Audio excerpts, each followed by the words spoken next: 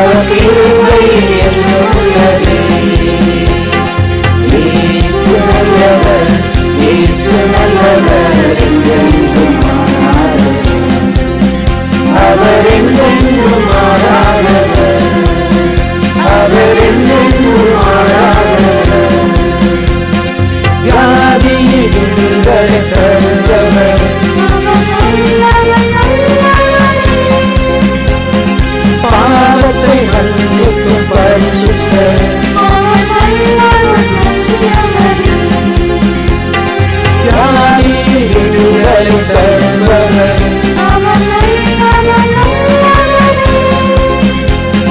பாவத்தை மன்னிக்கும் பரிசுத்தர்.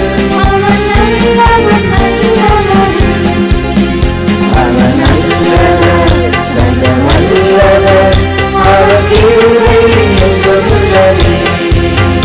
அவர் நல்லவர், சர்வ வல்லவர், அவர் கிருபை என்றும் உள்ளது. இயேசு நல்லவர், இயேசு நல்லவர், என்றென்றும் மாறாதவர். அவர் என்றென்றும் மாறாதவர், அவர் என்றென்றும் மாறாதவர். துன்பத்தில் ஆறுதல் அளிப்பவர், நம் பாரங்கள் யாவையும் நீக்குபவர்.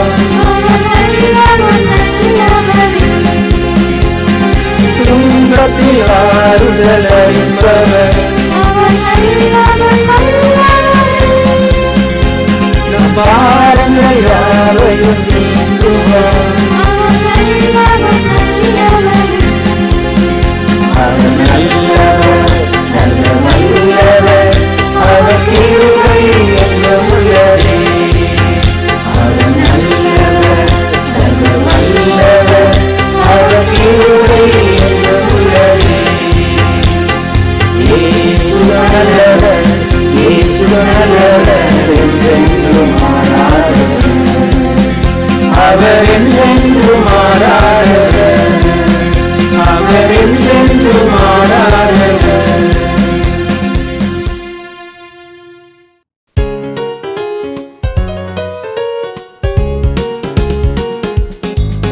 என் ஜீவனை பார்க்கிலும் உம் கிருபை பெரியது. என் உதடுகள் துதித்து போற்றுமே நேசரே. என் ஜீவனை பார்க்கிலும் உம் கிருபை பெரியது. என் உதடுகள் துதித்து போற்றுமே நேசரே. நிரந்தன் தேவன், நிரந்தன் ராஜன், உயர்ந்த அடைக்கலம் கேடகமா. நிரந்தன் தேவன், நிரந்தன் ராஜன், உயர்ந்த அடைக்கலம் கேடகமா. இன்னும் பெரிய காரியம் செய்திடுமே,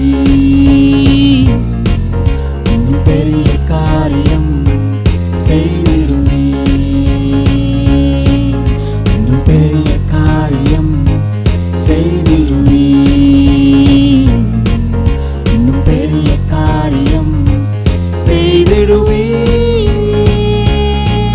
நான் பாவத்தை நேசித்தேன், தீய வழிகளை நாடினேன். உம் வேதத்தை நேசிக்க என்னை மாற்றி நீ தேவனே. நான் பாவத்தை நேசித்தேன், தீய வழிகளை நாடினேன். உம் வேதத்தை நேசிக்க என்னை மாற்றி நீ தேவனே. நிரந்தன் தேவன், நிரந்தன் ராஜன், உயர்ந்த அடைக்கலம் கேடகமா. நிரந்தன் தேவன், நிரந்தன் ராஜன், உயர்ந்த அடைக்கலம் கேடகமா. இன்னும் பெரிய காரியம் செய்திடுவே, இன்னும் பெரிய காரியம் செய்திடுவே, இன்னும் பெரிய காரியம் செய்திடுவே, இன்னும் பெரிய காரியம் செய்திடுவே. உம் செவியை சாய்க்கின்றீர், என் ஜபத்தை கேட்கின்றீர். என்னை வெளிச்சத்தில் நடத்தியே என் ஜீவனை காக்கின்றீர், உம் செவியை சாய்க்கின்றீர், என் ஜபத்தை கேட்கின்றீர், என்னை வெளிச்சத்தில் நடத்தியே என் ஜீவனை காக்கின்றீர். நிரந்தன் தேவன், நிரந்தன் ராஜன், உயர்ந்த அடைக்கலம் கேடகமா. நிரந்தன் தேவன், நிரந்தன் ராஜன், உயர்ந்த அடைக்கலம் கேடகமா. இன்னும் பெரிய காரியம் செய்திடுவீர், இன்னும் பெரிய காரியம் செய்திடுவீர், இன்னும் பெரிய காரியம் செய்திடுவீர், இன்னும் பெரிய காரியம் செய்திடுவீர்.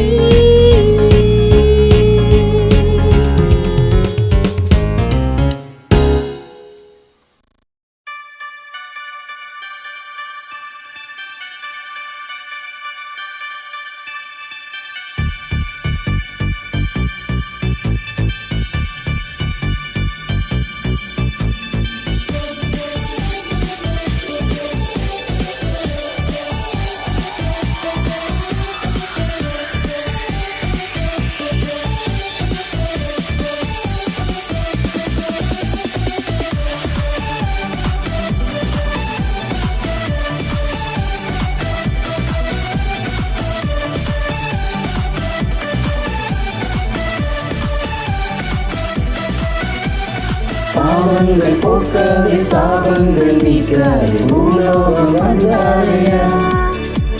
மனிதனை மீட்கவே பரலோகம் திருக்கவே சிலுவை சுமந்தாரையா.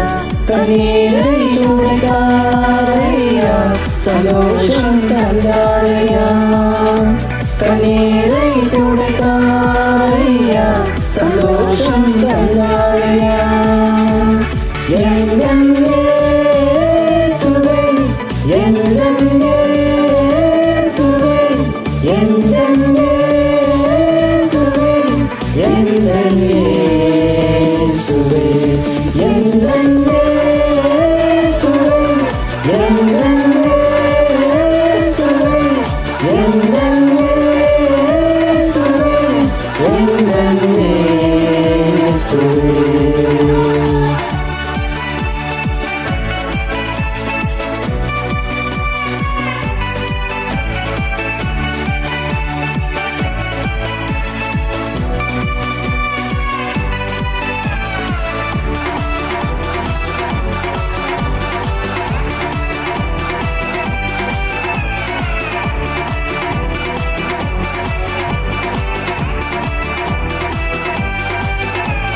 தங்கத்தை கேட்கவில்லை, வைரத்தை கேட்கவில்லை, உள்ளத்தை கேட்டாரையா. ஆஸ்தியை கேட்கவில்லை, அந்தஸ்தை கேட்கவில்லை, உள்ளத்தை கேட்டாரையா. நான் தேடி போகவில்லை, என்னை தேடி வந்தாரையா. நான் தேடி போகவில்லை, என்னை தேடி வந்தாரையா. எங்கள் இயேசுவே, எங்கள் இயேசுவே, எங்கள் இயேசுவே, எங்கள் இயேசுவே, எங்கள் இயேசுவே, எங்கள் இயேசுவே, எங்கள் இயேசுவே, எங்கள் இயேசுவே.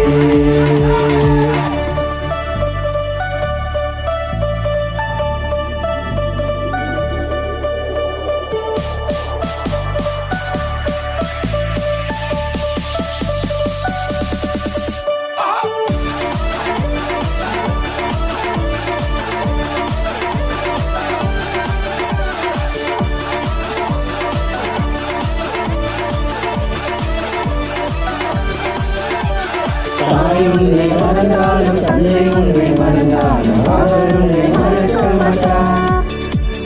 நண்பர் உன்னை மறந்தாலும், உற்றார் உன்னை மறந்தாலும், அவர் உன்னை மறக்க மாட்டார். கரம் பிடித்து நடத்திடுவார், கண்மலை மேல் நிறுத்திடுவார். கரம் பிடித்து நடத்திடுவார், கண்மலை மேல் நிறுத்திடுவார். எந்தன் இயேசுவே, எந்தன் இயேசுவே, எந்தன் இயேசுவே, எந்தன் இயேசுவே, எந்தன் இயேசுவே, எந்தன் இயேசுவே, எந்தன் இயேசுவே, எந்தன் இயேசுவே.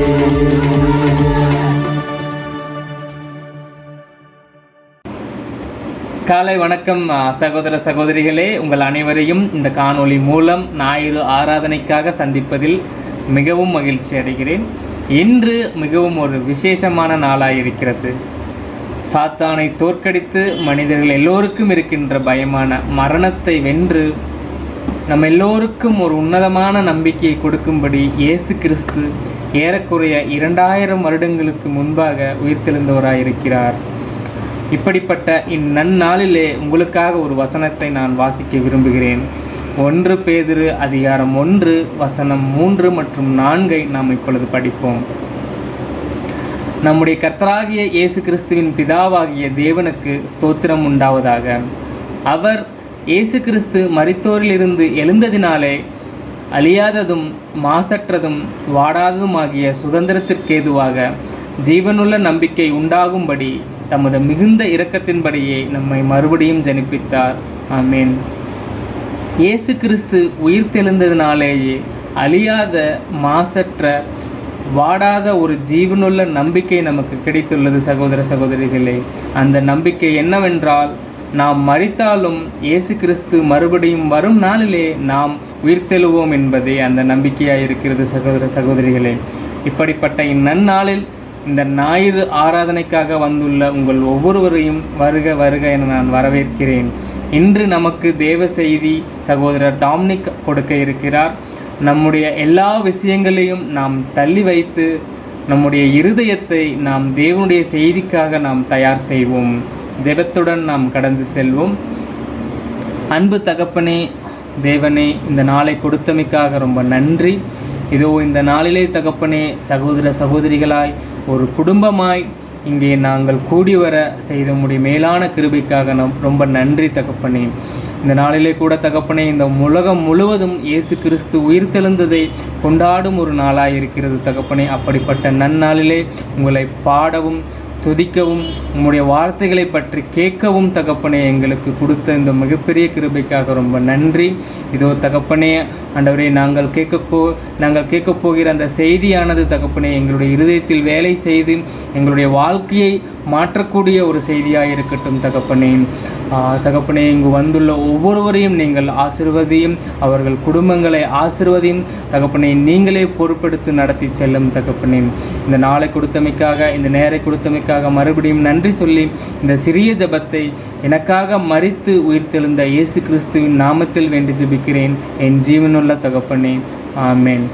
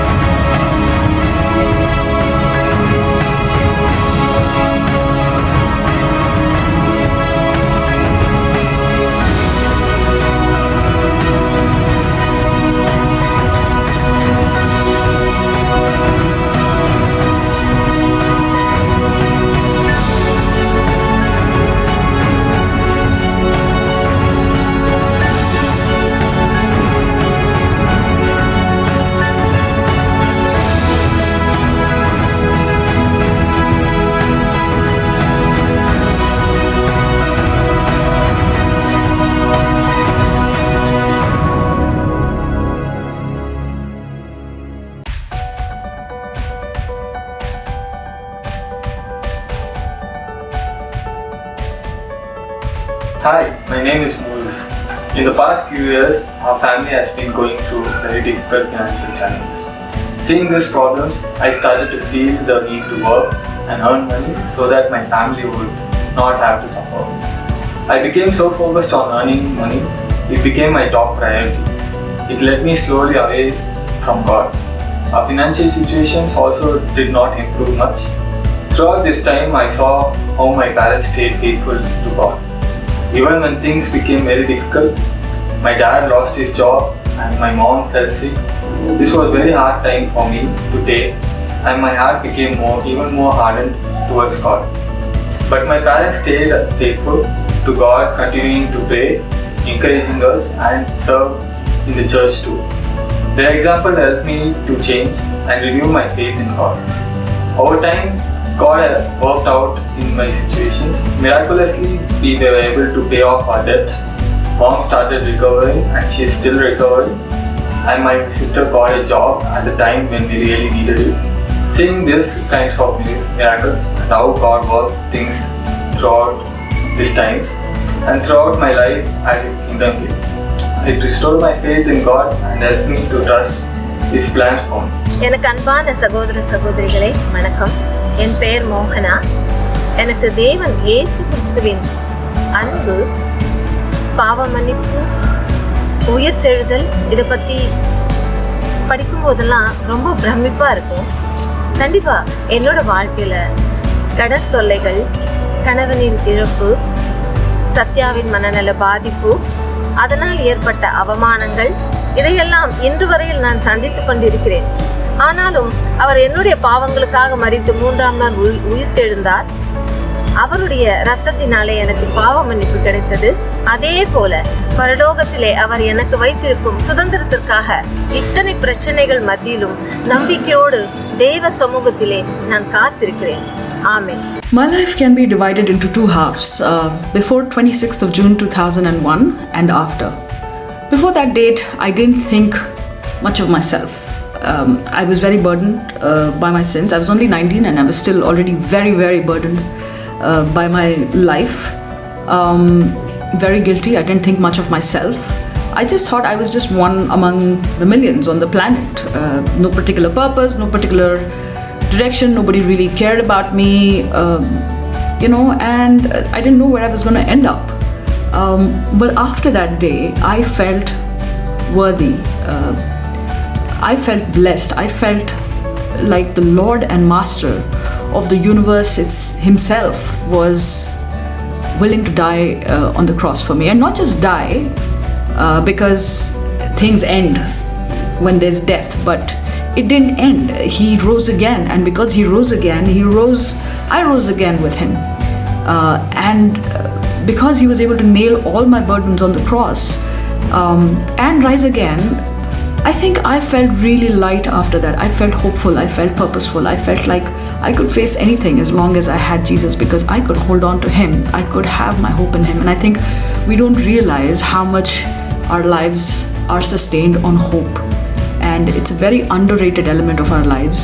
And I think that's a great privilege that we don't realize, and it's something that I am truly, truly grateful for, and I look forward to rising up again with him and being with him in heaven.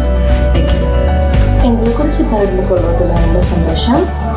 எங்களுடைய வாழ்க்கையில் பொதுவாக எந்த ஒரு சாதாரணமான விஷயம் கூட எங்களுக்கு சுலபமாக கிடைக்கவே படல.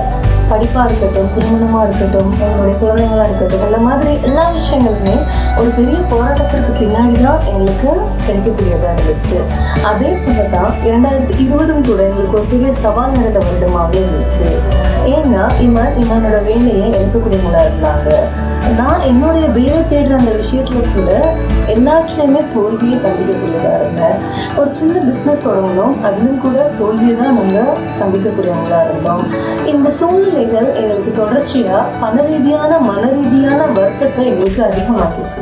பட் ஆனால் இந்த எல்லா சூழ்நிலையிலையும் தேவன் எங்க கூடவே இருக்கக்கூடியவரா இருந்தாரு. அது எப்படின்னா, இதற்கு முன்னாடி நடந்த எல்லா விஷயங்கள்லையும் நாங்க முடிஞ்சு போச்சு, இதுக்கு மேல எதுவுமே இல்லை அப்படின்னு நாங்க நினைச்ச எல்லா விஷயங்கள்லையும் தேவன் எங்களுக்கு ஒரு புதிய மாற்றத்தை தரக்கூடியவங்களா இருந்தாங்க, ஒரு புது வாழ்க்கையை தரக்கூடியவங்களா இருந்தாங்க, ஒரு புதுவிதமான வெற்றி எங்களுக்கு தரக்கூடியவங்களா இருந்தாங்க.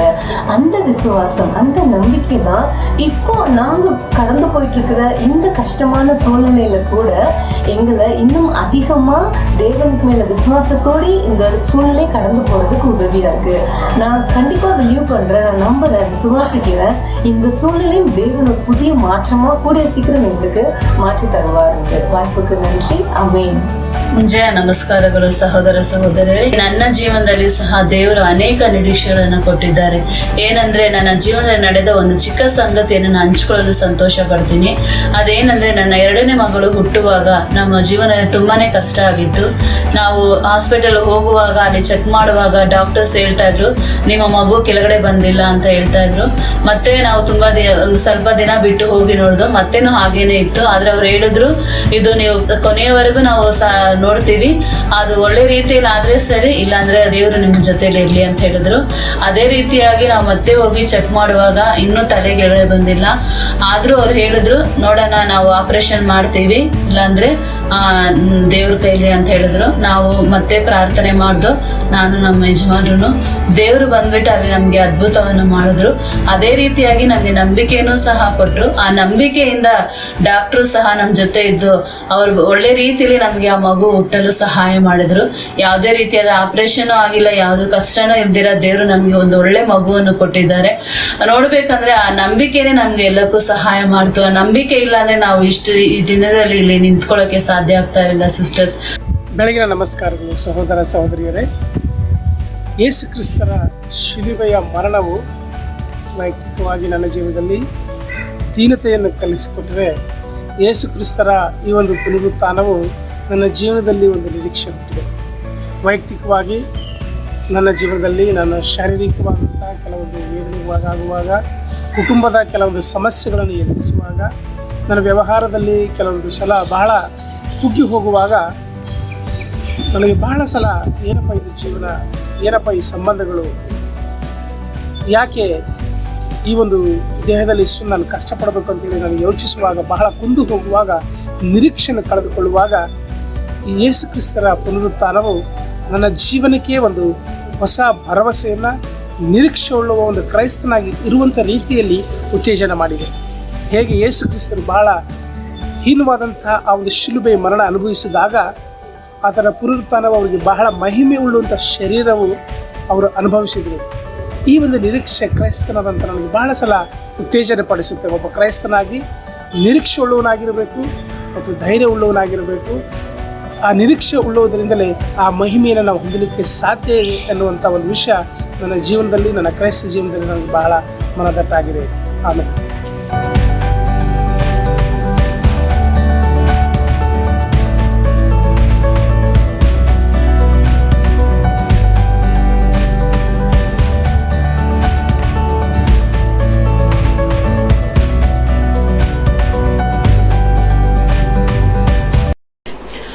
ஆண்டவராகிய இயேசு கிறிஸ்துவின் நாமத்தினாலே உங்கள் யாவரையும் நான் வாழ்த்துகிறேன். கிறிஸ்துவுக்குள் பிரியமான சகோதர சகோதரிகளே, நண்பர்களே, உங்கள் யாவருக்கும் காலை வணக்கத்தை சொல்லிக்கொண்டு, இந்த அருமையான ஈஸ்டர் திருநாளோட வாழ்த்துக்களை சொல்லிக்கொண்டு நாம் இந்த செய்திக்குள்ளாக செல்வோம். செய்திக்கு முன்பாக கூட கண்களை மூடி ஜெபம் செய்வோம்.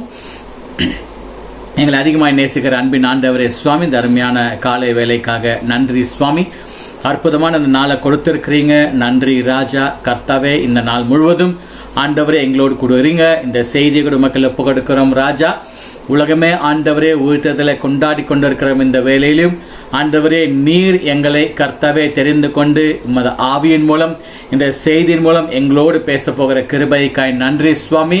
உமது உயிர்த்தெழுதலை கர்த்தாவே நாங்களும் வல்லமையோடு சொல்வதற்கு ஆண்டவரே அதன் பில் பரிபூர்ண நம்பிக்கை வைப்பதற்கு உதவி செய்யும்படியாக ஜெபிக்கிறோம். இந்த செய்தியை கேட்கிறோம் பிள்ளைகளும் கர்த்தரில் புகழ்கிறோம் ராஜா.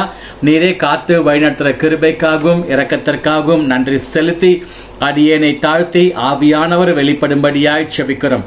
எந்த அருமையான செய்தியை கொடுத்த கிருபைக்காய் நன்றி செலுத்தி ஆண்டவரே இந்த செய்தி மக்கள் ஒப்பு கொடுத்து இயேசுவின் நாமத்தில் ஜெபிக்கிறோம் நல்ல பிதாவே, ஆமேன்.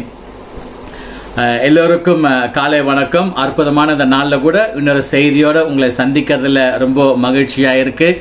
உலகமே ஈஸ்டர் திருநாளை கொண்டாடி கொண்டு இருக்கிறாங்க. எங்கே பார்த்தாலும் இந்த உயிர்த்தெழுதல் திருவிழா உலகம் முழுக்க கொண்டாடி கொண்டு இருக்கிறாங்க. ஏன்னா இந்த உயிர்த்தெழுதல் திருவிழா அப்படின்றது மிகவும் மிகவும் முக்கியமான ஒரு விஷயமா இருக்கும்.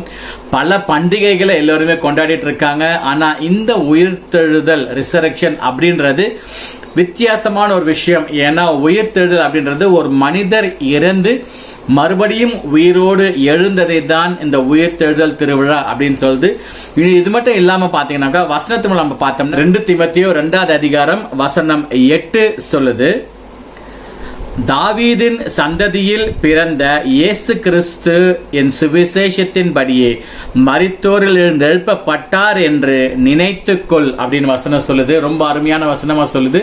இங்க என்ன சொல்லுதுனாக்கா, தாவீதின் சந்ததியிலிருந்து மரித்தோரிலிருந்து எழுந்த கிறிஸ்துவை நீங்கள் நினைத்து கொள்ளுங்கள் அப்படின்னு சொல்லுது. அப்போ கிறிஸ்துவின் உயிர்த்தெழுதலை நம்ம நினைத்து கொள்ள வேண்டும் அப்படின்னு வசனம் சொல்லுது. ஏன்னா மற்ற பண்டிகைகள் மாதிரி இது கிடையாது. இது மரித்த ஆண்டவர் உயிரோடு எழுந்து வந்ததை நினைத்து கொள்ளுங்கள், ஞாபகப்படுத்திக் கொள்ளுங்கள் அப்படின்னு சொல்லுது. ஏன்னா இது நமக்கு கொடுக்கக்கூடிய ஒரு நம்பிக்கையா இருக்குது, நமக்கு சமாதானத்தை கொடுக்கக்கூடிய ஒரு காரியமா இருக்கு, ஒரு ஜெயத்தை கொடுக்கக்கூடிய காரியமா இருக்கு. ஏன்னா ஒரு மனிதர் இறந்த உயிரோடு வர்றது அப்படின்றது சாதாரண விஷயமா இல்லை. ஆனா இங்க பார்க்கும் பொழுது ஆண்டவர் அதை தான் செய்தாரு. நமக்காக பாவங்களுக்காக மரித்து மறுபடியும் அவர் உயிரோடு வந்ததை நம்ம பார்க்கிறோம். வசனத்தின் மூலம் கூட நம்ம பார்க்கலாம். லூக்கா 24ஆம் அதிகாரம் வசனங்கள் 1 முதல் 12 வரை வாசிக்கலாம். வாரத்தின் முதலாம் நாள் அதிகாலையிலே தாங்கள் ஆயத்தம் பண்ணின சுகந்த வர்க்கங்களை அவர்கள் எடுத்துக்கொண்டு வேறு சில ஸ்திரீகளோடும் கூட கல்லறையினிடத்தில் வந்தார்கள். கல்லறையை அடைந்திருந்த கல் புரட்டி தள்ளப்பட்டிருக்கிறதை கண்டு உள்ளே பிரவேசித்து கர்த்தராகிய இயேசுவின் சரீரத்தை காணாமல் அதை குறித்து மிகுந்த கலக்கம் அடைந்திருக்கையில் பிரகாசமுள்ள வஸ்திரம் தரித்த 2 பேர் அவர்கள் அருகே நின்றார்கள். அந்த ஸ்திரீகள் பயப்பட்டு தலை கவிழ்ந்து தரையை நோக்கி நிற்கையில் அந்த 2 பேரும் அவர்களை நோக்கி, உயிரோடு இருக்கிறவரை நீங்கள் மரித்தோரிடத்தில் தேடுகிறது என்ன? அவர் இங்கே இல்லை, அவர் உயிர்த்தெழுந்தார். மனுஷகுமாரன் பாவிகளான மனுஷர் கைகளில் ஒப்பு கொடுக்கப்படவும் சிலுவையில் அறையப்படவும் 3ஆம் நாளிலே எழுந்திருக்கவும் வேண்டும் என்பதாக அவர் கலிலேயாவில் இருந்த காலத்தில் உங்களுக்கு சொன்னதை நினைவு கூறுங்கள் என்றார். அப்பொழுது அவர்கள் அவருடைய வார்த்தைகளை நினைவு கூர்ந்து கல்லறை விட்டு திரும்பி போய் இந்த சங்கதி எல்லாவற்றையும் 11 மற்ற எல்லோருக்கும் அறிவித்தார்கள். இவைகளை அப்போஸ்தலருக்கு சொன்னவர்கள் மகதலேனா மரியாளும் யோவானாலும் யாக்கோபின் தாயாகிய மரியாளும் இவர்களுடனே கூட இருந்த மற்ற ஸ்திரீகளும் ஆமே. இவர்களுடைய வார்த்தைகள் அவர்களுக்கு வீண் பேச்சாக தோன்றினதால் அவர்கள் இவர்களை நம்பவில்லை. பேதுருவோ எழுந்திருந்து கல்லறை நிலத்திற்கு ஓடி அதற்குள்ளே குனிந்து பார்க்கையில் சீலைகளை தனிப்பட வைத்திருக்க கண்டு சம்பவித்ததை குறித்து தன்னில் ஆச்சரியப்பட்டு கொண்டு போனான். ஆமேன். இந்த வசனத்தை பார்க்கும்போது இயேசு ஏற்கனவே முன்கூட்டியே சொல்லியிருக்கிறாங்க. கலிலேயாவில் இருக்கும்போது சொல்லியிருக்கிறாங்க, பாவிகள் கையில் ஒப்பு கொடுக்கப்பட்டு சிலுவையில் அறையப்பட்டு 3ஆம் நாள் உயிரோட நான் எழுப்பேன் அப்படின்னு சொல்லியிருக்காங்க. அப்படி இருந்தும் கூட அவங்க யாருமே நம்பவே இல்லை. 2வது அவசரமா அவரை கல்லறையில் வச்சாங்க. அடுத்த நாள் சாபத்து நாள் அப்படின்றதுனால எதுவும் செய்யக்கூடாதனால அவசரமா இயேசு கிறிஸ்துவை கல்லறைக்குள்ள அடக்கம் பண்ணி வச்சாங்க. அடுத்த நாள் சாபத்து கழிச்சு தான் அவங்க போய் பார்த்தாங்க. பார்த்துட்டு அந்த ஸ்திரீகள் சொல்லும் பொழுது கூட யாருமே நம்பவில்லை. ஏன்னா இயேசு முன்னாடியே சொன்ன விஷயங்களை இங்க நம்புறதுக்கு யாரும் தயாரா இல்லை. ஏன்னா ஒரு மனுஷன் உயிரோட வருவது அப்படின்றது ஒரு சாதாரண விஷயம் இல்லை. அதையும் யாரும் நம்பவே இல்லை. அதனால தான் எல்லோருமே கலக்கம் அடைந்தாங்க. நம்பாம இருந்தாங்க.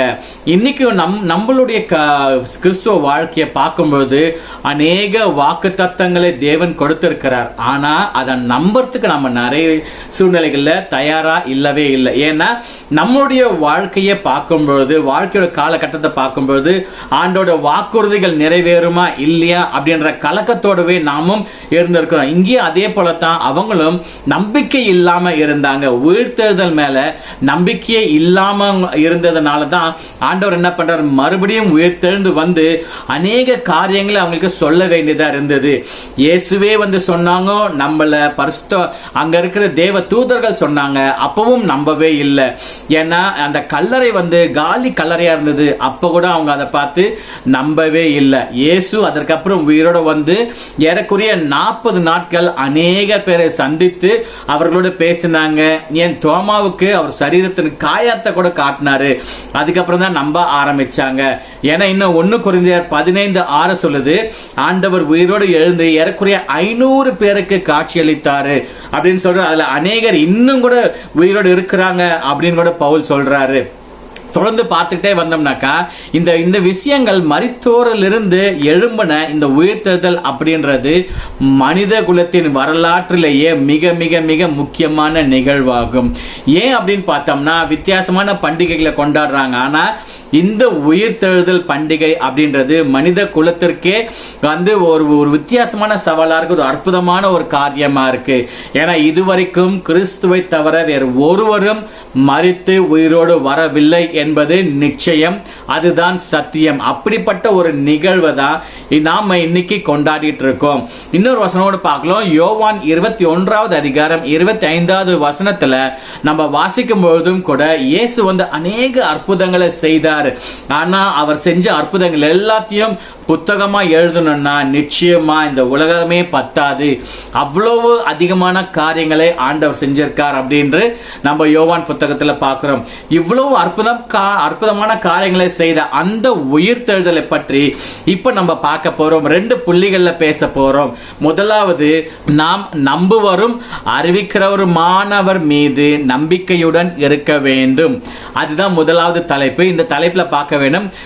அநேக மதவாதங்கள் இருக்கிறாங்க, அநேக வேதாந்தங்கள் இருக்குது, நம்ம சுத்தி எவ்வளவு இருக்குது. அவங்க எல்லாத்தையும் போயிட்டு மரணத்திற்கு அப்புறம் என்ன நடக்கும் அப்படின்னு கேட்டீங்கன்னா அவங்களால எதுவுமே சொல்ல முடியாது. ஏன்னா அதுக்கு அவங்களுக்கு பதிலே கிடையாது. ஆனா கிறிஸ்துவர்களாக நமக்கு மரணத்தை தாண்டி ஒரு வாழ்க்கை இருக்கு அப்படின்றத தான் கிறிஸ்து வந்து நம்மளுக்கு நிரூபிச்சிருக்காரு. அது மட்டும் இல்லாம அவர் பார்த்தோம்னாக்கா மரித்து அடக்கம் பண்ணப்பட்டு 3ஆம் நாள் உயிரோடு அவர் எழுந்து வந்திருந்தாரு. அதுதான் வந்து அவர் அநேகருக்கு சொன்னாரு. சொன்னதை அவர் நிறைவேற்றி காண்பித்தார். அதை தான் வந்து இங்கேயும் பார்க்கிறோம். அவர் வந்து மரித்து உயிரோடு எழுந்து வந்ததை பார்க்கிறோம். ஆனா உயிரோடு வந்ததுக்கு அப்புறம் பார்த்தோம்னா அப்போஸ்தலர்கள் எல்லோருமே வந்து வித்தியாசமா இருந்தாங்க. அவர் மரிப்பதற்கு முன்பாக எல்லோரும் பயந்து தெரிச்சு ஓடினாங்க. இயேசுவை கைது பண்ணதுக்கு அப்புறம் அவங்கவுங்க ஓடினாங்க. ஏன் பேதுருவே கூட நான் ஆண்டவரோடு இருந்தேன்னு சொல்றதுக்கே பயந்தார். அந்த அளவுக்கு பயந்தவங்க. ஆனா அவர் மரித்து உயிரோடு எழுந்து வந்ததுக்கு அப்புறம் ஆனா அவங்களோட நடவடிக்கைகள் எல்லாமே வந்து அப்படியே தலைகீழா மாறிடுச்சு. ஏன் இதே பேதுரு பயந்து ஓடின பேதுருவே பார்த்தோம்னாக்கா என்ன சொல்றார் அப்படின்னா அப்போஸ்தலர் 2:22 24 வரைக்கும் நம்ம வாசிச்சோம்னாக்கா அதுல தெளிவா சொல்வாரு, இஸ்ரவேலரே நான் சொல்லும் வார்த்தைகளை கேளுங்கள். நீங்கள் அறிந்திருக்கிறபடி நசரேயனாகிய இயேசுவை கொண்டு தேவன் உங்களுக்குள்ளே பலத்த செய்கைகளையும் அற்புதங்களையும் அடையாளங்களையும் நடப்பித்து அவைகளினாலே அவரை உங்களுக்கு வெளிப்படுத்த. அப்படி இருந்தும் தேவன் நிர்ணயித்திருந்த ஆலோசனையின்படியேயும் அவருடைய முன் அறிவிப்பின் படியேயும் ஒப்பு கொடுக்கப்பட்ட அந்த இயேசுவை நீங்கள் பிடித்து அக்கிரமக்காரருடைய கையினாலே சிலுவையில் ஆணியடித்து கொலை செய்தீர்கள். தேவன் அவருடைய மரண உபாத்திரங்களின் கட்டை அவிழ்த்து அவரை எழுப்பினார். அவர் மரணத்தினால் கட்டப்பட்டிருக்க கூடாது இருந்தது. ஆமேன். இங்க பேதுரு எவ்வளவு அற்புதமா சொல்றார் பாருங்க. கிறிஸ்துவோட இருந்தியான்னு கேட்டப்போ நான் இல்லை, அவர் யாரும் தெரியாதுன்னு சொன்ன இதே பேதுரு எவ்வளோ பகிரங்கமா வெளியில வந்து எந்த அளவுக்கு வல்லமையா பிரசங்கிக்கிறார் அப்படின்னு பாருங்க. ஏன் அப்படின்னா ஆண்டவருடைய உயிர்த்தெழுதல் மேல அவருக்கு இருந்த அந்த நம்பிக்கை தான் காரணம், அந்த விசுவாசம் தான் காரணம். அதுதான் வந்து அவரை இன்னும் வல்லமையா பிரசங்கிக்க வச்சது. அவர் மட்டும் இல்லை, இன்னும் அநேக அப்போஸ்தலர்கள் பார்த்தோம் அப்படின்னாக்கா பெந்தகோஸ்து நாளுக்கு அப்புறம் பார்த்தோம்னா அவ்வளோ வல்லமையா அவங்க ஆண்டவரை உயிர்த்தெழுதலை குறித்து பிரசங்கிக்க ஆரம்பிச்சாங்க. இப்படி பிரசங்கம் பண்றதுக்கு என்ன காரணம் அப்படின்னு பார்த்தீங்கன்னா, மூல காரணம் பார்த்தோம் அப்படின்னு பார்த்தோம்னா ஆண்டவருடைய உயிர்த்தெழுதல் தான் அவங்களுக்கு நம்பிக்கையை கொடுத்தது, தைரியத்தை கொடுத்தது. ஏன்னா அவங்க கண்கூடா பார்த்தாங்க. பார்த்ததுக்கு அப்புறம் தான் ஆண்டவரோட உயிர்த்தெழுதல வல்லமையா சொன்னாங்க. எங்க பார்த்தாலும் போய் பிரசங்கிக்க ஆரம்பிச்சாங்க, வீதிகள்ல சொன்னாங்க, தேவாலயத்துல சொன்னாங்க, அநேக மக்களுக்கு போய் பிரசங்கம் பண்ண ஆரம்பிச்சாங்க. ஆனா அவங்க பிரசங்கம் பண்ணும்பொழுது கூட எவ்வளோ தடைகள் வந்தது, எவ்வளோ மிரட்டல்கள் வந்தது, சிறைவாசம் வந்தது, எவ்வளோ சாட்டை அடிகள் வந்தது, கொலை முயற்சிகள் நடந்தது. இவ்வளவு நடந்தாலும் கூட ஒரு விஷயம் கூட அவங்கள தடுத்து நிறுத்தவே முடியல. அந்த அளவுக்கு வல்லமையோடு உயிர்த்தெழுதலை பிரசங்கித்தார்கள் அப்படின்னு நம்ம வசனத்துல பார்க்கிறோம்.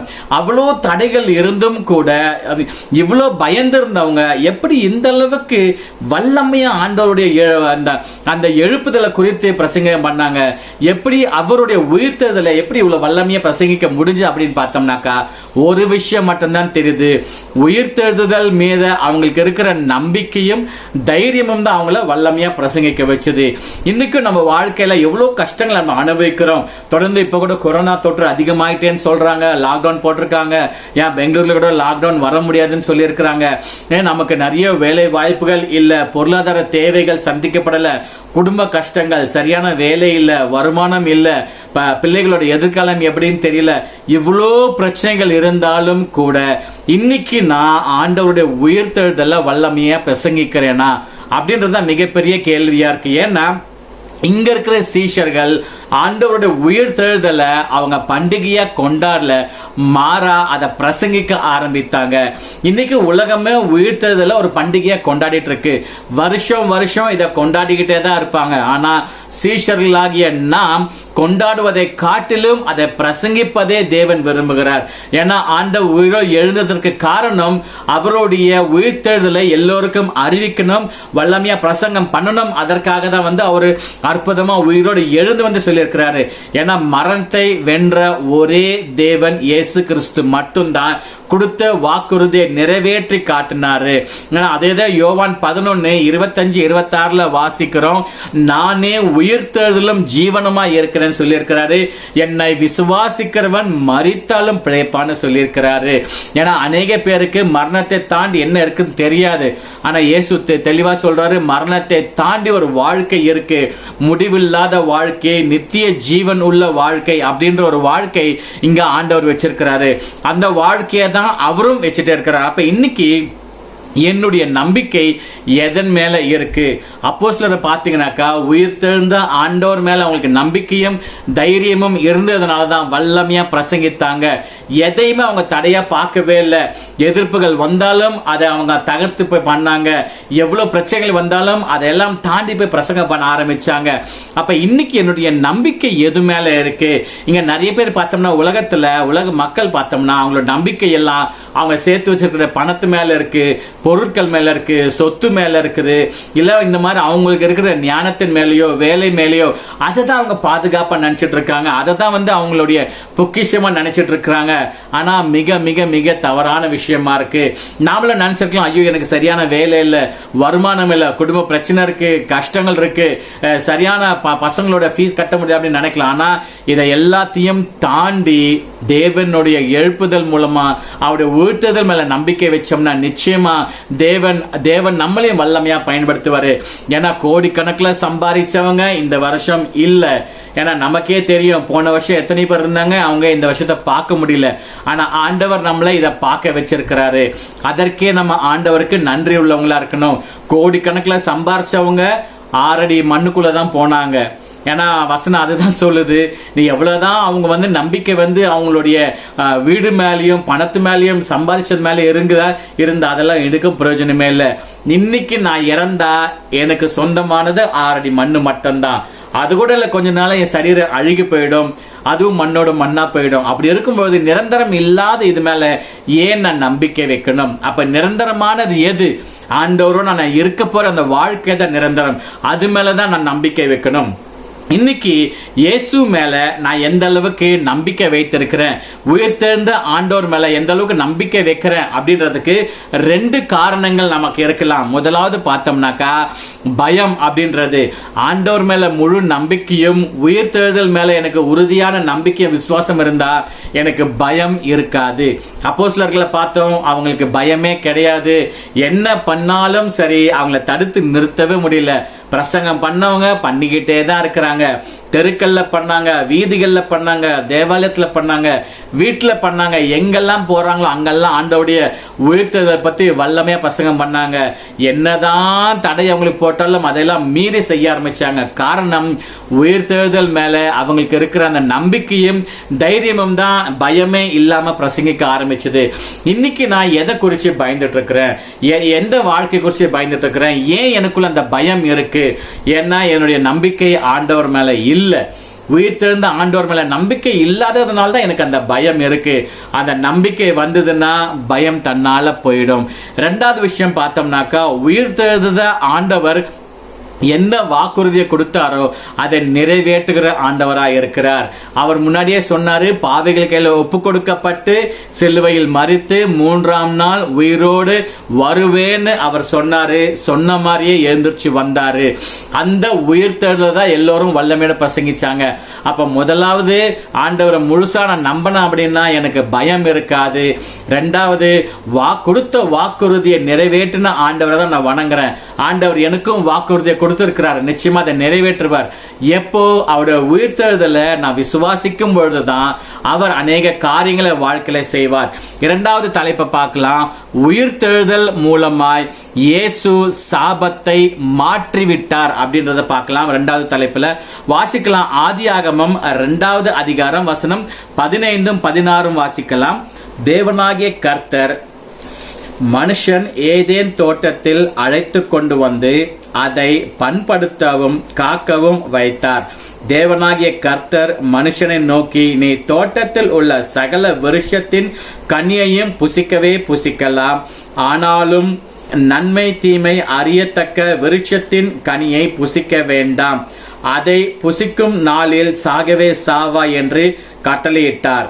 பின்பு தேவனாகிய கர்த்தர் மனுஷன் தனிமையாய் இருப்பது நல்லதல்ல என்று துணையை அவனுக்கு உண்டாக்குவேன் என்றார்.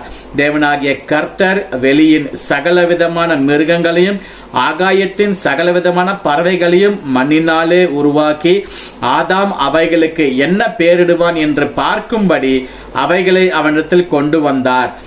அந்தந்த ஜீவ ஜந்துக்களுக்கு ஆதாம் எந்தெந்த பெயரிட்டானோ அதுவே அதற்கு பெயராயிற்று. ஆமீன். அப்ப இங்க என்னடா பழைய ஏற்பாட்டில் போய் பார்க்கிறோமே அப்படின்னு யோசிக்க வேண்டாம். ஏன்னா பாவம் பிறந்ததே அங்கிருந்து தான் பாவம் அப்படின்றது உருவாகிடுச்சு. ஏன்னா ஆதாம் கிட்ட ஆரம்பிச்ச பாவம் தான் இன்னைக்கு வரைக்கும் நமக்கு தொடர்ந்து வருது. ஏன்னா ஆதாம் கீழ்ப்படியாம இருந்ததுனாலதான் முதல் பாவமே பிறந்தது.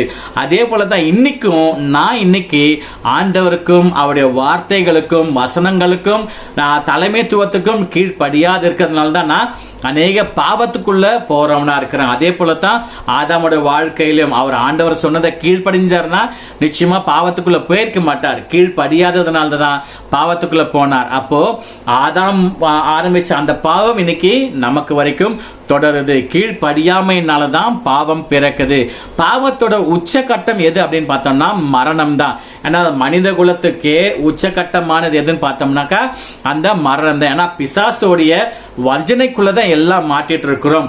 பிசாசு அதிகபட்சமா நமக்கு கொடுக்கக்கூடிய அந்த தண்டனை எதுன்னு பார்த்தோம்னா மரணம் தான். மரணத்தை தாண்டி வேற எதுவுமே பிசாசால செய்ய முடியாது. அவ்வளவுதான் செய்ய முடியும். ஏன்னா இயேசுவுக்கே அதை தான் செஞ்சான் இல்லையா? கடைசி வரைக்கும் சிலுவைக்கு கொண்டு போனா சிலுவை மரத்தை கொடுக்க முடியும் பிசாசால், அவ்வளவுதான்.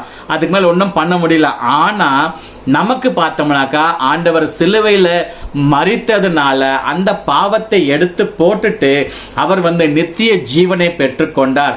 மனித குலத்திற்கே உண்டான அழிவு அப்படின்ற அந்த பாவத்தை அவர் நீக்கி போட்டுட்டு அதுக்கு பதிலாக ஆசீர்வாதம், மன்னிப்பு, கிருபை அப்படின்றத மாத்தி போட்டாரு. அதான் நம்ம தலைப்புல பார்க்கிறோம். அப்ப இயேசு சிலுவை மரணம் மூலமா நமக்கு வர இருக்கிற பாவத்தை அவர் ஆசீர்வாதமா மாத்திட்டாரு, கிருபையா மாத்திட்டாரு, இரக்கமா மாத்திட்டாரு. என்னுடைய பாவத்திற்காக நான் மறிக்கணும் அப்படின்னு பார்த்தோம்னா இந்நேரத்துக்கு 4-5 வாட்டி செத்து இருக்கணும். ஏன்னா அந்த அளவுக்கு ஒரு பெரிய பாவியா இருக்கிறேன். ஆனா ஆண்டவர் அதை அப்படியே தலைக்கீழா மாத்தி போட்ட ஆண்டவரா இருக்கிறார். அந்த பாவத்தை அப்படியே ஒரு ஆசீர்வாதமா மாத்தின ஆண்டவரை தான் நம்ம பார்க்கிறோம். அது அவரால் மட்டும்தான் முடியும். ஏன்னா மரணத்தை வென்று அந்த பாவத்தை ஆசீர்வாதமாக மாற்றக்கூடிய வல்லமை உயிரோடு எழுந்த ஆண்டவருக்கு மட்டும்தான் இருக்குது.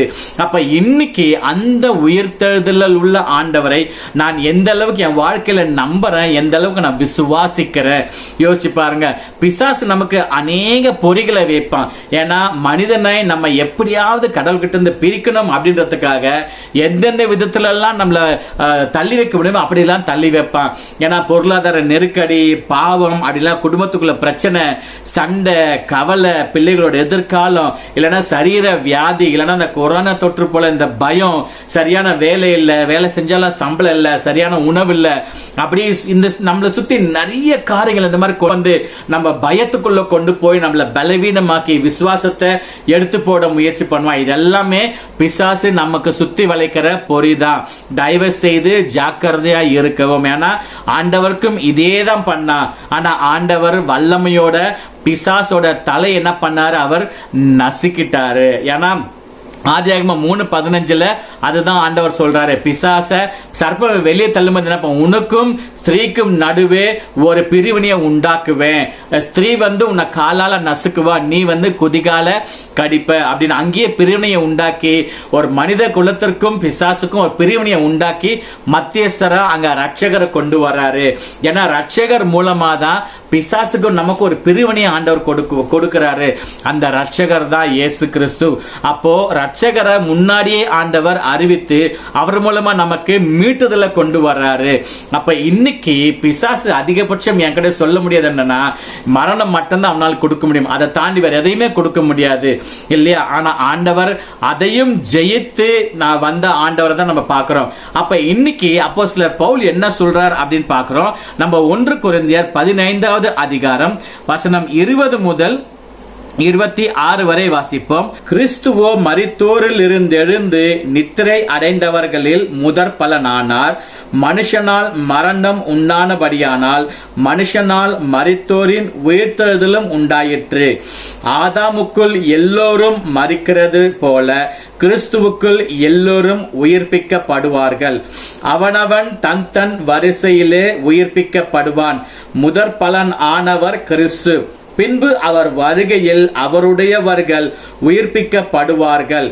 அதன் பின்பு முடிவு உண்டாகும். அப்பொழுது அவர் சகல துரைத்தனத்தையும் சகல அதிகாரத்தையும் வல்லமையையும் அவர் பரிதத்து தேவனும் பிதாவுமாய் இருக்கிறவருக்கு ராஜ்யத்தை ஒப்பு கொடுப்பார். எல்லா சத்துருக்களையும் தமது பாதத்திற்கு கீழாக்கி போடும் வரைக்கும் அவர் ஆளுகை செய்ய வேண்டியது. பரிதபிக்கப்படும் கடைசி சத்துரு மரணமே. எவ்வளவு அற்புதமா பவுல் சொல்றார் பாத்தீங்களா. அப்போ பிசாசை வென்றது கிறிஸ்து. அந்த கிறிஸ்து மரணத்தின் மூலமா பிசாசையே ஜெயிச்சாரு. அப்போ மரணத்தை வென்ற ஒரே ஆள் யாரு பார்த்தோம்னா ஆண்டவர் மட்டும்தான். அவர் முதல் பலனானார் அப்படின்னா மரித்தோர்ல எழுந்ததுல முதலாவதா இருக்கிறார் அப்படின்னா இன்னும் அநேகர் எழுந்திருப்பாங்க மரித்ததுக்கு அப்புறம். ஆனா அவங்கள முதலாவது யாருன்னு பார்த்தோம்னா கிறிஸ்து மட்டும்தான். ஏன் அப்படி எழுந்தார் அப்படின்னு பார்த்தோம்னா பிசாசின் வஞ்சனையை முறியடித்து அவருடைய பாவ சாபத்திலிருந்து அந்த சாபத்தை ஆசீர்வாதமாய் மாற்றக்கூடிய வல்லமையுள்ள ஒருத்தர் தான் உயிரோடு எழுந்தார். அதுதான் நம்முடைய ஆண்டவர். அப்போ ஆதாம் மூலமா நமக்கு பாவத்தின் மரணம் வந்தது. ஆனா ஆண்டவராக இயேசு கிறிஸ்து மூலமா அந்த பாவம் முடிஞ்சு நமக்கு ஆசீர்வாதமும் நித்திய ஜீவனும் வந்தது. இன்னைக்கு நம்மளுடைய மரணத்தை தாண்டி ஒரு வாழ்க்கை ஆண்டவர்கிட்ட இருக்கு. ஏன்னா ஆண்டவர் உயிரோடு எழுந்ததுக்கு அப்புறம் அவருடைய சரீரத்துல பார்த்தோம்னா எந்த வியாதி கிடையாது, சோர்வு கிடையாது, எதுவுமே கிடையாது. அப்படி ஒரு சரீரம் தான் ஆண்டவருக்கு இருந்தது. அப்ப இன்னைக்கும் நான் மரித்த உயிர்த்தெழுந்த அந்த ஆண்டவரை நான் நம்பும் போது, விசுவாசிக்கும் பொழுது எனக்கும் இதே வாழ்க்கையை ஆண்டவர் கொடுக்கிறார். அப்ப மரணத்தை தாண்டி நமக்கு கிறிஸ்துவோட இன்னொரு வாழ்க்கை இருக்கு அப்படின்றத ஆண்டவர் தெளிவாக நம்மளுக்கு கொடுத்திருக்கிறார். யோவான் 11:25-26 வாசிக்கிறோம். அவரே சொல்றாரு, நானே உயிர்த்தெழுதலும் ஜீவனமா இருக்கிறேன், என்னை விசுவாசிக்கிறவன் மரித்தாலும் பிழைப்பான் அப்படின்னு சொல்லியிருக்கிறாரு. அப்ப இன்னைக்கு ஆண்டவரை விசுவாசிக்கிறவங்க மரித்தாலும் மரணத்தை தாண்டி ஒரு வாழ்க்கை அவங்களுக்கு இருக்கு, அதையும் அவங்க வாழ முடியும் அப்படின்றத கிறிஸ்து ரொம்ப தெளிவாக சொல்றார். அப்ப இன்னைக்கு நாம் மரணத்தை குறித்து பயப்பட தேவையில்லை. மரணத்தை தாண்டி ஒரு வாழ்க்கையை எனக்கு ஆண்டவர் கொடுத்திருக்கிறாரு. அதான் 1 யோவான் 3:1-3 வரைக்கும் வாசிக்கிறோம். நாம் தேவனுடைய பிள்ளைகள் என்று அழைக்கப்படுவதனாலே பிதாவானவர் தமக்கு பாராட்டின அன்பு எவ்வளவு பெரிதென்று பாருங்கள். உலகம் அவரை அறியாதபடியினாலே நம்மையும் அறியவில்லை. பிரியமானவர்களே, இப்பொழுது தேவனுடைய பிள்ளைகளாய் இருக்கிறோம், இனி எவ்விதமாய் இருப்போம் என்று இன்னும் வெளிப்படவில்லை. ஆயிலும் அவர் வெளிப்படும் போது அவர் இருக்கிற வண்ணமாகவே அவரை தரிசிப்பதினால் அவருக்கு ஒப்பா இருப்போம் என்று அறிந்திருக்கிறோம். அவர் மேல் இப்படிப்பட்ட நம்பிக்கை வைத்திருக்கிறவன் எவனும் அவர் சுத்தம் உள்ளவராய் இருக்கிறது போல தன்னையும் சுத்திகரித்துக் கொள்ளுகிறேன். அப்போ ஆண்டவர் பரிசுத்தமான ஆண்டவர்.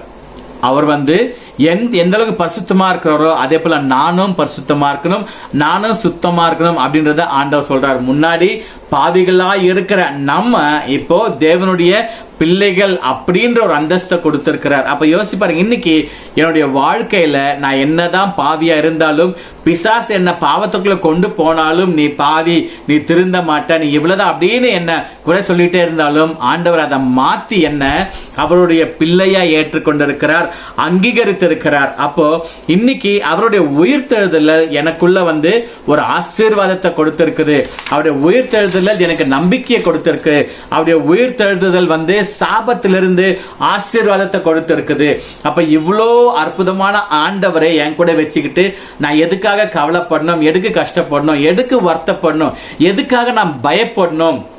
மரணத்தை தாண்டி ஒரு வாழ்க்கை ஆண்டவர் எனக்காக வச்சிருக்கும் போது, நான் மரித்தாலே இன்னொரு வாழ்க்கை எனக்காக இருக்கு, ஆண்டவரோட நான் வாழப்போற வாழ்க்கை இருக்கு அப்படின்னும் போது எதுக்காக நம்ம பயப்படணும்? அதனால இன்னைக்கு எல்லா பயத்தையும் நீங்க எடுத்து போட்டுருங்க.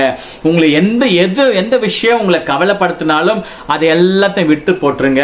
2 விஷயம் தான் இன்னைக்கு நமக்கு வேணும். முதலாவது பார்த்தோம், நாம் நம்புபவரும் அறிவிக்கிறவருமானவர் மீது நம்பிக்கையை வைக்க வேண்டும். ஏன்னா உயிர்த்தெழுந்த ஆண்டவரே வல்லமையா பிரசங்கித்தாங்க அப்போஸ்தலர்கள். அவங்களுக்கு எவ்வளவு தடை இருந்தாலும் அதையெல்லாம் தாண்டி பிரசங்கிக்க காரணம் உயிர்த்தெழுதல் மேல அவங்களுக்கு இருக்கிற நம்பிக்கையும் தைரியம் தான் அவங்கள பிரசங்கிக்க வச்சது. அப்ப இன்னைக்கு அந்த உயிர்த்தெழுதல் மேல எனக்கு நம்பிக்கை இருந்தா நிச்சயமா நானும் அவங்கள போலவே வல்லமையா அவரோட உயிர்த்தெழுதலை பிரசங்கிப்பேன். உலகமே கொண்டாடிட்டு இருக்கு, ஆனா நாம கொண்டாட தேவையில்ல, மாறா உயிர்த்தெழுதலை வல்லமையா பிரசங்கிக்கணும் அப்படின்னு ஆண்டவர் எதிர்பார்க்கிறார். 2வது பார்த்தோம், உயிர்த்தெழுதல் மூலமா இயேசு சாபத்தை மாற்றி போட்டார் அப்படின்னு. பிசாசு நமக்கு சாபத்தை தான் கொடுப்பான், பாவம் அப்படின்னு சாபத்துக்குள்ள கொண்டு போவான், மாற முடியாது அப்படின்னு சாபத்துக்குள்ள கொண்டு போவான். அதிகபட்சமா மரணத்தை தான் பிசாசால கொடுக்க முடியும். ஆனா அந்த மரணத்தையும் ஜெயிச்சு ஆண்டவர் அந்த சாபத்தை ஆசீர்வாதமா மாத்தி கொடுத்தாரு. அந்த ஆசீர்வாதம் மூலமா தான் இன்னைக்கு நம்ம எல்லாம் இருக்கிறோம். அப்ப இன்னைக்கு இந்த உயிர்த்தெழுதல் திருவிழாவை நாம் பண்டிகையா கொண்டாடுறனா அல்லது வல்லமையா நம்பிக்கையோட இந்த உயிர்த்தெழுதலை எல்லோருக்கும் பிரசங்கிக்கிறேனா அப்படின்றத நான் யோசிச்சு பார்க்கணும். இன்னைக்கு என்ன வாழ்க்கையில் எது வேணா இருக்கலாம். ஏன் இப்ப கூட உங்களுக்கு எவ்வளவு கஷ்டமா இருக்கலாம், இல்ல கவலையா இருக்கலாம், வேதனையா இருக்கலாம், வருத்தமா இருக்கலாம், எவ்வளவு பிரச்சனைக்குள்ள போகலாம், சரீர வியாதிக்குள்ள போயிருந்திருக்கலாம். எதுவா இருந்தாலும் சரி, உயிர்த்தெழுந்த ஆண்டவர் மீது நம்பிக்கையும் தைரியமும் இருந்தா நிச்சயமா ஆண்டவர் இந்த சாபத்தை எல்லாம் ஆசீர்வாதமாக மாற்றக்கூடிய வல்லமை அவர்கிட்ட இருக்கு. ஒருவேளை நம்ம இதுவரைக்கும் எப்படி வேணா இருந்திருக்கலாம், ஆனா இனி வரும் நாட்கள்ல கூட நம்ம ஆண்டவர் மேல முழு நம்பிக்கை வைப்போம். அவருடைய எழுப்புதல் மூலமா, அவருடைய உயர்த்துதல் மேல இன்னும் அதிக நம்பிக்கை விசுவாசத்தோடு இருந்தோம்னா நிச்சயமா ஆண்டவர் நமக்கும் அற்புதமான ஆசீர்வாதங்கள் கொடுப்பாரு. மரணத்தை தாண்டி ஒரு வாழ்க்கையும் நமக்காக வைத்திருக்கிறார். அதனால் எதை குறிச்சும் கவலைப்படாதீங்க, பயப்படாதீங்க, அச்சம் வேண்டாம், கலக்கம் வேண்டாம். ஆண்டவரை நம்புங்க, ஆண்டவரை விசுவாசிங்க. வாக்குறுதிகளை கொடுக்கிற தேவன் நிச்சயமா அதை காப்பாற்றுவார். நம்ம அரசியல்வாதி மாதிரி கிடையாது. அவரு என்ன சொல்றாரோ அதை நிச்சயமா செய்வார், செய்து காண்பித்தார். இந்த வேலையில கூட நற்கரணை எடுக்கும் பொழுதும் கூட அவருடைய சரீரத்தை குறிக்கிற அப்பத்தையும் அவருடைய ரத்தத்தை குறிக்கிற திராட்சை ரசத்தை எடுக்கும் பொழுதும் கூட என்னுடைய இருதயத்தை நான் சரிபார்த்து ஆண்டவர் மேல் இன்னும் அன்பு செய்யும் இருதயத்தோடு நம்பிக்கையோடு இருப்பதற்கு ஆண்டவரை அந்த இருதயத்தை கொடுங்க அப்படின்னு கேட்டு அவர்கிட்ட ஜபம் செய்வோம். அப்பத்தையும் திராட்சை ரசத்தையும் பங்கு கொள்வோம். கண்களை மூடி நாம் ஜபம் செய்வோம். எங்களை அதிகமாக நேசிக்கிற அன்பின் ஆண்டவரே சுவாமி, இந்த அருமையான வேலைக்காக நன்றி சுவாமி. அற்புதமான நாளை கொடுத்தீங்க ஆண்டவரே. வல்லமையா உயிர்த்தெழுதல் மூலமா ஒரு செய்தியை கொடுத்தீங்க. நன்றி சுவாமி. ஆண்டவரே, அந்த உயிர்த்தெழுதல் மேல இருந்த நம்பிக்கை மூலமா தான் உம்முடைய அப்போஸ்தலர்கள் வல்லமையான காரியங்களை செய்தாங்க. எந்த தடை வந்தாலும் ஆண்டவரே எதிர்த்து நின்று வல்லமையா பிரசங்கிச்சாங்க ஆண்டவர். இன்னைக்கும் அதே போல எங்க வாழ்க்கையில எவ்வளவு குறைகள் இருந்தாலும், குற்றங்கள் இருந்தாலும், பாவங்கள் இருந்தாலும், பலவீனங்கள் இருந்தாலும் ஆண்டவரே, கஷ்டங்கள், கவலைகள், வியாதிகள் இருந்தாலும் இதை எல்லாவற்றையும் தாண்டி ஆண்டவர் உமது உயிர்த்தெழுதலை நாங்களும் வல்லமையா பிரசங்கிக்க உதவி செய்யுங்க கர்த்தாவே. பலவீனங்களை எடுத்து போடுங்க, பாவங்களை எடுத்து போடுங்க, குறைகளை எடுத்து போடுங்க, அவிசுவாசத்தை எடுத்து போடுங்க, பயத்தை எடுத்து போடும்படியா செபிக்கிறோம் ஆண்டவரே. உங்க எழுப்புதல் மேல எங்களுக்கு இன்னும் நம்பிக்கையை கொடுங்க, விசுவாசத்தை கொடுங்க, தைரியத்தை கொடுக்கும்படியா செபிக்கிறோம். இந்த செய்தியை கேட்ட உமது பிள்ளைகள் உமக்கு கையில் ஒப்பு கொடுக்கிறோம் ஆண்டவரே. ஒவ்வொருத்தரையும் நீங்க பாதுகாத்து கொள்ளுங்க, பலப்படுத்துங்க. பரவி வர இந்த தொற்று வியாதியில் இருந்து அவங்க பாதுகாப்பா இருக்க உதவி செய்யுங்க கர்த்தாவே. உம்முடைய சிலுவை மரணம் மூலமா ஆண்டவரே சாபத்தையும் ஆசீர்வாதமாக எங்களுக்கு மாற்றி கொடுத்த கிருபைக்காக நன்றி சுவாமி. நீர் சிலுவையில் மரணத்தின் மூலமா ஆண்டவரே எங்களை மீட்டெடுத்து உமது பிள்ளைகளாக அங்கீகரிச்சிருக்கீங்க. நன்றி சுவாமி. இந்த அருமையான வேலையில கர்த்தாவே உமது சரீரத்தையும் திராட்சை ரசத்தையும் நாங்கள் எடுக்கும் பொழுதும் கூட ஆண்டவரே உமது சரீரத்தை போல நாங்களும் பரிசுத்தமா இருக்க, உண்மையா இருக்க உதவி செய்யும்படியா செபிக்கிறோம் ஆண்டவரே. மாம்சத்தின் இச்சைகளை எடுத்து போடுங்க, கண்களின் இச்சைகளை எடுத்து போடுங்க, பயத்தையும் அவிசுவாசத்தையும் எடுத்து போடும்படியா செபிக்கிறோம். அருமையான செய்தியை ஆவியின் மூலம் வல்லமையா கொடுத்த கிருபைக்காக நன்றி சுவாமி. கர்த்தாவே பிள்ளைகள் உமது கையில் ஒப்பு கொடுக்கிறோம். நீரே காத்து பலப்படுத்தும்படி செபிக்கிறோம். அற்புதமான இந்த நேரத்தை கொடுத்த கிருபைக்காகவும் இரக்கத்திற்காகவும் நன்றி செலுத்தி எங்களுக்காக சிலுவையில் மரித்த இயேசுவின் மூலம் இந்த ஜெபங்கள் எல்லாம் எடுக்கிறோம் நல்ல பிதாவே, ஆமென்.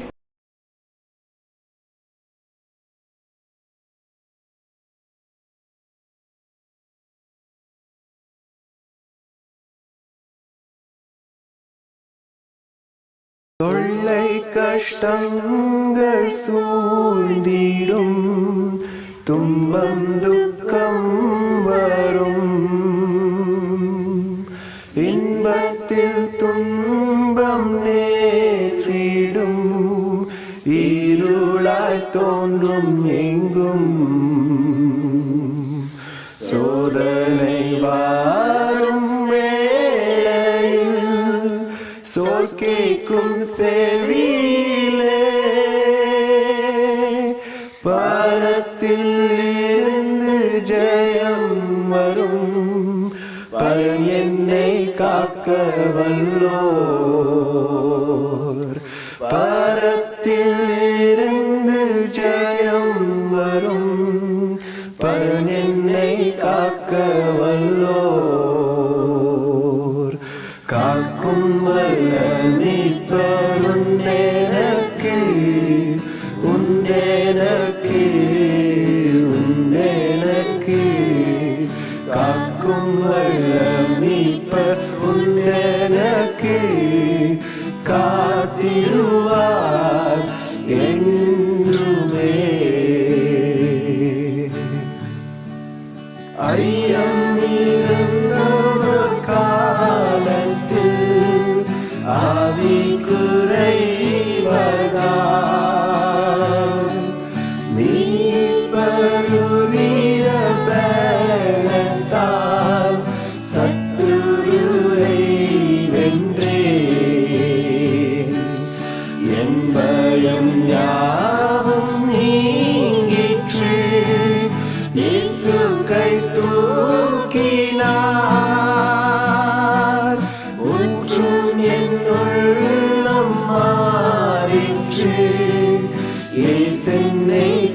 காக்க வல்லோ முற்றும் என்னுள்ளம் மாறிற்று இயேசுவை காக்க வல்லோ காக்கும் வல்ல மீட்பருண்டெனக்கு உண்டெனக்கு உண்டெனக்கு காக்கும் வல்ல மீட்பருண்டெனக்கு காத்திடுவார் என்றுமே என்ன வந்தாலும் நம்புவேன் என் இயேசு மீட்பரை யார் கைவிட்டாலும் பின் செல்வேன் எனது இயேசுவை அகல ஆழ உயரமாய் எவ்வளவு அன்பு கொண்டார் என்ன துன்பங்கள் வந்தாலும் அவர் என்னை கைவிட மாட்டார் என்ன துன்பங்கள் வந்தாலும் அவர் என்னை கைவிட மாட்டார் காக்கும் வல்ல மீட்பரும் எனக்கு உண்டெனக்கு உண்டெனக்கு காக்கும் வல்ல மீட்பரும் எனக்கு காத்திடுவார் என்றுமே காக்கும் வல்ல மீட்பரும் எனக்கு உண்டெனக்கு உண்டெனக்கு காக்கும் வல்ல மீட்பரும் எனக்கு காத்திடுவார் என்றுமே.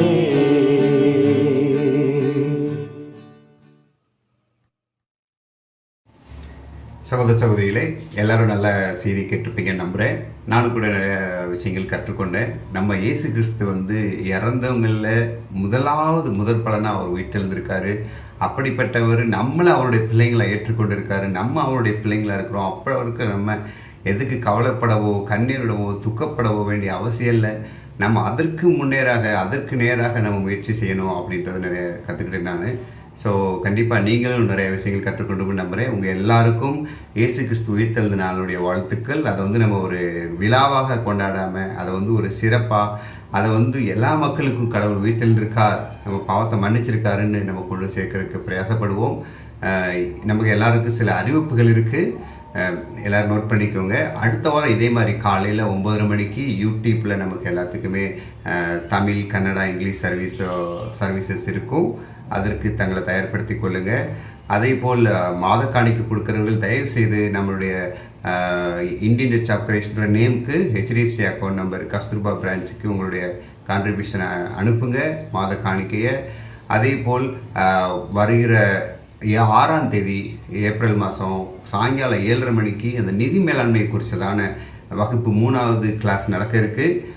அதில் உங்கள் குடும்பத்தில் எல்லாரையும் பங்கெடுக்க சொல்லுங்கள். அது கண்டிப்பாக எல்லாருக்கும் எப்படி நம்மளுடைய நிதி மேலாண்மையை நம்ம நிர்வகிக்கிறன்றது நம்ம கற்றுக்கொள்ள முடியும்.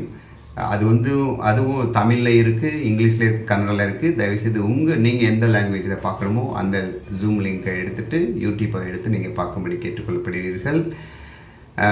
அதே போல் மே மாதத்துலேருந்து நமக்கு புதுசாக ஒரு குவைட் டைம் சீரீஸ் நமக்கு வர இருக்குது. அது டிவோஷனல் வீடியோவாக இருக்கும். அதுக்கும் நீங்கள் எல்லோரும் தயாராக இருங்க. அதுக்காக கூட ப்ரேயர் பண்ணுங்கள். அது நல்ல ஒரு அவுட்புட் நல்லா வரணும், எல்லாருக்கும் அது பயன்படணும் அப்படின்னு சொல்லி ஜெபம் பண்ணிக்கோங்க. இதோட நம்ம ஆராதனை முடிகிறது, நம்ம ஜெபத்தோடு முடிக்கலாம். அன்பு மகா இருக்க தகப்பனே, இந்த அற்புதமான காலையை காமை துதிக்கிறோம், ஸ்தோத்திரிக்கிறோம், வணங்குகிற வாழ்த்திய ராஜா. நீ நல்லவர், வல்லவர், கிருபையுள்ளவர், நேற்றும் என்றும் மாறாதவர். இந்த உயிர்த்தெழுந்த நாளை கூட நாங்கள் நினைக்கும் பொழுது ராஜா அதற்காக நன்றி சொல்லுகிறோம். நீர் முதற் பலனாக உயிர்த்தெழுந்தவர். அதைத் தொடர்ந்து உம்முடைய பிள்ளைகளாக நாங்களும் ஆண்டவரை உயிர்த்தெழுவோம் என்பதை விசுவாசிக்கிறோம். எங்களுடைய இறப்பு, இந்த சரீரத்தின் இறப்பானது ஆண்டவர் எங்களுக்கு துக்கத்தை கொடுக்காதபடி அது கூட கர்த்தாவே பயங்கரமான ஒரு நல்ல ஒரு அற்புதமான ஒரு நல்ல ஒரு பரலோகத்துக்குரிய அன்றைய ஒரு கேட்டாக வாசலாக இருக்குது நாங்கள் உணர்கிறோம். தகப்பனை உம்மிடத்தில் நாங்கள் வருவோம் என்பதை உணர்கிறோம். அதற்கான நன்றி. நீர் எங்களை ஆசீர்வதியும். உயிர்த்தெழுந்த நீர்தாமே எங்களை சுகபத்திரமாக காத்துக்கொள்ளுங்க. இந்த காலங்களில் இந்த தனிமைப்படுத்தப்பட்ட காலங்களில் இந்த கொரோனா சமயத்தில் கொடுக்கத்தாவே அந்த வருத்தப்படுகிற துக்கப்படுகிற அந்த வேலையிலிருந்து இருக்கிற ஒவ்வொரு மக்களையும் ஆசீர்வதிங்க, பலப்படுத்துங்க, வழிநடத்துங்க. உங்களுடைய கைகளை ஒப்புக் கொடுக்கிறோம், வணங்குகிற வாழ்த்துகிறோம். எல்லாவற்றைகளுக்காக மருத்துவத்தெழுந்த இயேசு நாமத்தில் கேட்கிற நல்ல பிதாவே, ஆமேன். Thank you brother sisters. உங்கள் அனைவருக்கும் இயேசு கிறிஸ்துவின் உயிர்த்தெழுந்த நாள் வாழ்த்துக்கள். இத்துடன் ஆராய முடிகிறது. நன்றி, வணக்கம். பை.